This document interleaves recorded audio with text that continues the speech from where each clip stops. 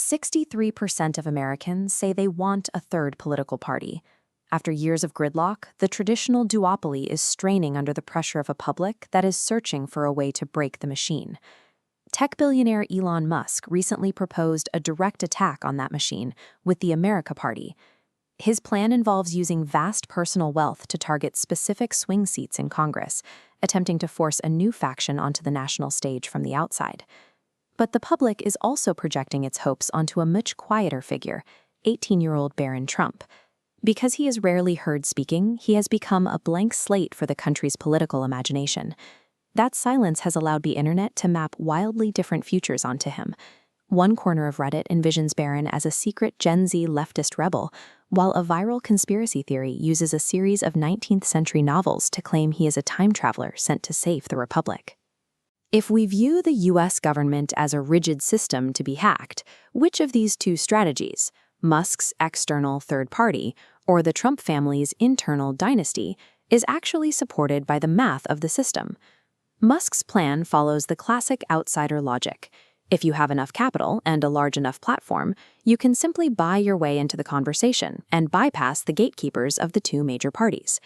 This diagram shows the mechanical reality that breaks that logic, Dufour's law. Because the U.S. uses single-member districts and winner-takes-all voting, the system naturally filters a diverse field of candidates down into only two surviving parties. The system enforces this through high barriers to entry.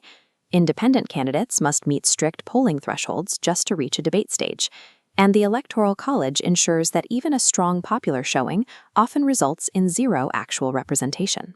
Even Theodore Roosevelt, one of the most popular figures in American history, couldn't overcome these structural walls, running as a third-party candidate in 1912. 80 years later, billionaire Ross Perot spent $65 million to capture nearly 20 million votes. Despite that massive support, he ended the election with 0 electoral votes. The data from a century of elections shows that the system is specifically engineered to neutralize third-party disruptors, regardless of their wealth or fame. While grassroots movements focus on ideological shifts, another strategy involves capturing the established system from the inside out, using generational leverage. On paper, this shouldn't be possible. The U.S. Constitution explicitly forbids the granting of any title of nobility, a legal rejection of the royal systems of the Old World. In practice, however, American voters have a history of rewarding political nobility. Families like the Kennedys and the Bushes have managed to hold power for decades by working within the existing party machines. This visual equation, developed by researchers at the Brookings Institution, identifies the 3 requirements for a political dynasty: succession across 3 generations, a tight family bloodline, and the accumulation of electoral power.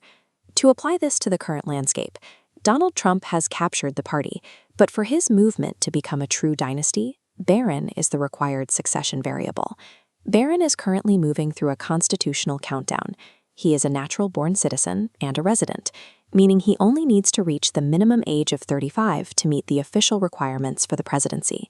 Barron's stoic public persona serves a specific strategic function. By remaining silent while he ages into those requirements, he avoids the political friction that usually wears down candidates, preserving his potential as a successor. This reveals a conflict of timelines.